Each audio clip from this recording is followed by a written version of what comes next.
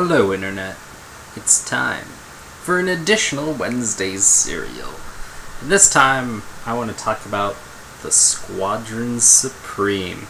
Something a little different, but one comic that Howler Mouse in particular really recommended to me, and I want to thank him. You could check out a lot of different ways if you want to grab this. I ended up getting these for like $1 an issue off Atomic Avenue, so if you're looking at that, I'm sure that's still available. Yeah. But I'd like to talk about it. But again, thanks to Howler Mouse for recommending me something that I would have never looked at regardless, and it was a trip. The first thing I want to bring up was just kind of the act of reading it. Because I read some comics at lunch, pass the time, and I'm used to plowing through a few issues, sometimes a trade at lunch. And in this case, I could get through about an issue at lunch just because it was crazy. They pack so much information, there's so much more dialogue. This was really back when they assumed you could read a lot more when you're reading a comic, and there's a few words I had to take a moment and check out, and it was crazy because this is back in the day when they assumed kids were so much more for comics, right? Yet this comic so much in so many ways played on so many philosophical ideas and played with language and whatnot. As a younger reader, I wouldn't have enjoyed it. I wouldn't have appreciated it. And it's hard to make out, but if you can just see, the difference in font type alone allows for so much space. And if you were to try to do that now, it would be considered a faux pas to exposit that much information on a page. They'd be like, why aren't you using your images more correctly and all that? But there's so much emotion in the images and all that. It may have not been picture perfect, but it was good comic storytelling. And they went through a lot, and there's so much there. And it's such a shame, really, that we don't have comics that, punch in this much anymore. It's a shame that we've kind of lost our attention span for stories that are this good. So that was the first thing that really came out to me. The second thing is clearly this is a Marvel comic, but it reads much more like a DC book, which took me all of a little bit to figure out that the characters were basically DC ripoffs. Now, there's some clear ones. Hyperion is the Superman character. That's really clear.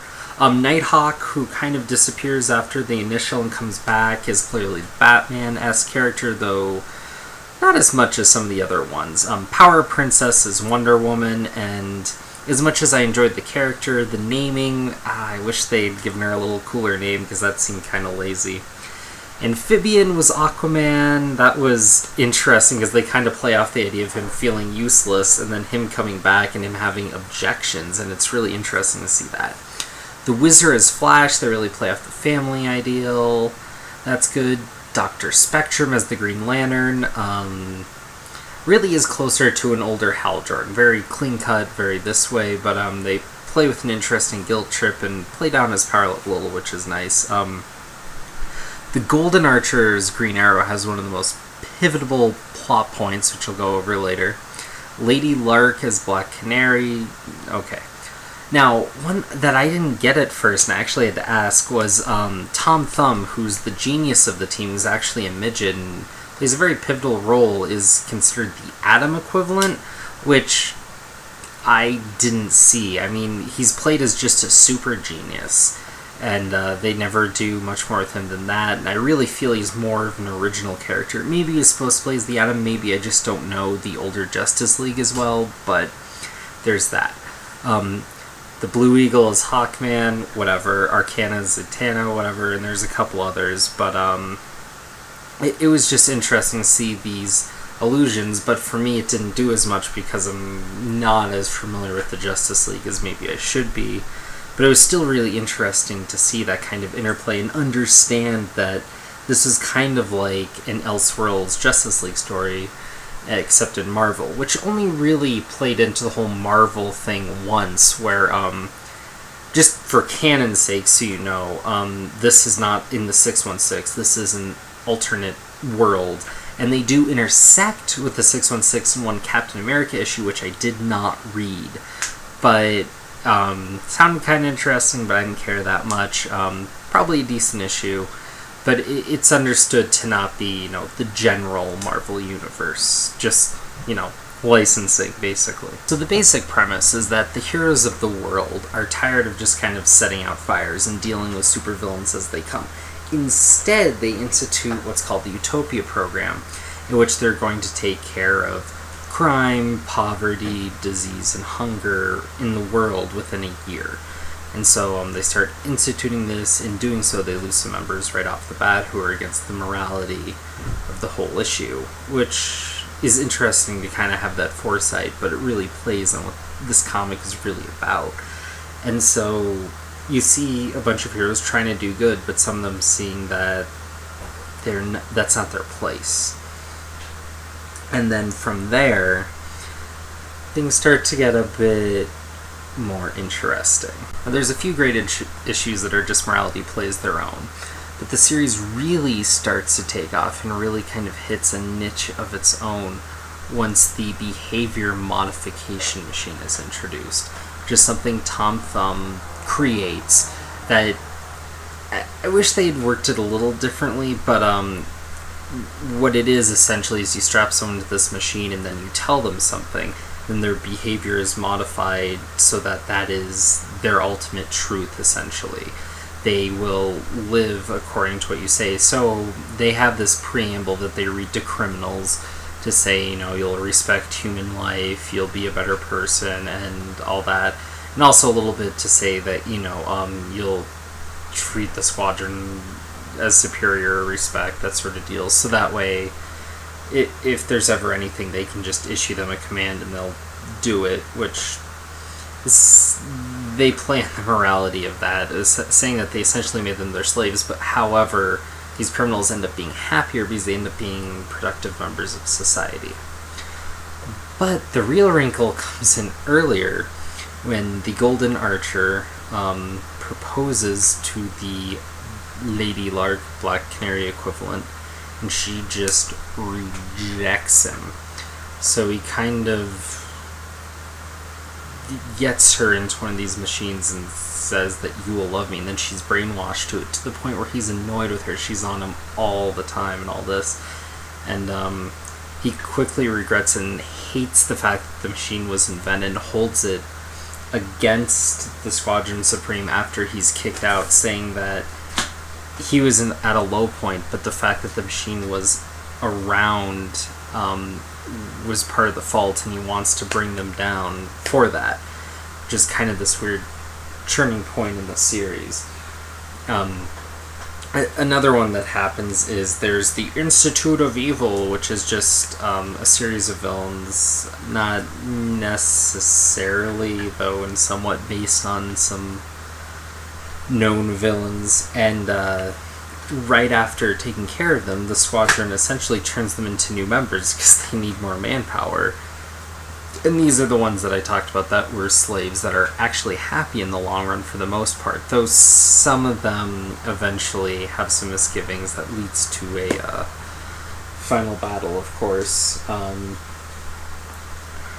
And you start seeing some other things. There's an interesting thing between Hyperion and the Power Princess, but it's a very interesting series that really plays with morality and the idea of utopia versus gods among men and this whole issue, and kind of an interesting line that a lot of comics try to talk about but never really quite hit, because they're too quick to villainize the people who aren't the heroes of the piece instead of actually deal with the moral issues.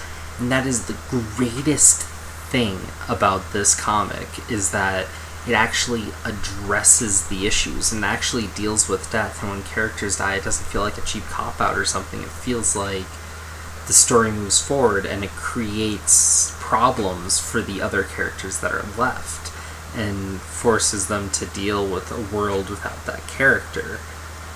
And it's not just some death that's a superhero death in the more understood term, and it's just a powerful piece, and so much that they do in 12 issues goes beyond what so many other things want to do. I have to say, it goes beyond where the Authority has in a lot of respects, because they play it so quickly and so fast, but also because they are actually heroes trying to do the right thing, and the fact that in some ways they actually fail makes it more powerful than just kind of rat bastards that are more powerful simply trying to do the right thing, viewing everyone else as lesser.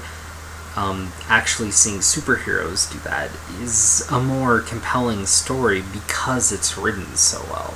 To the art, there is Paul Ryan, the penciler, who actually signed the last 3 issues that I got. I had no idea that was going to happen. Kind of cool. Kind of interesting to just big sign, whatever, different age, right?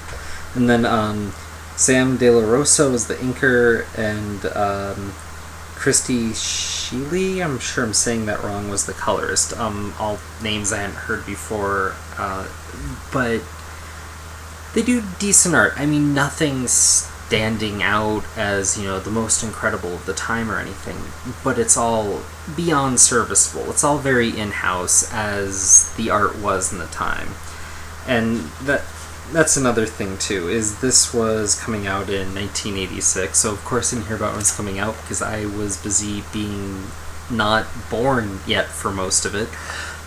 But it was really interesting to see that, and the art, like I said, completely serviceable, never fails, never misses a beat, but never is quite going beyond. You're never going to have those interesting discussions about the reflections or the cups you have in Watchmen, but it's all there, and it's all well paced, and the emotions and the facial reactions add so much more. If it was a lesser art team doing this book, I don't think would be so well remembered. I know that a lot of these characters have gone on. JMS has gone and done some stuff with them, and that's cool.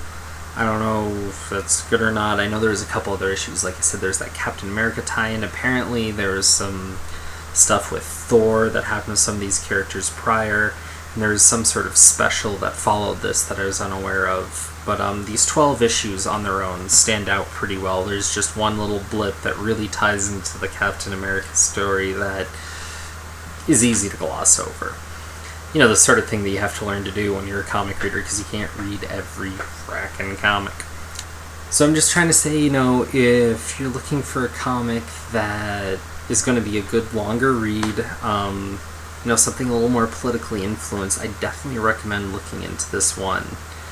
So there you go, Squadron Supreme. Might want to check it out, and I'll hit you all soon with another comic review.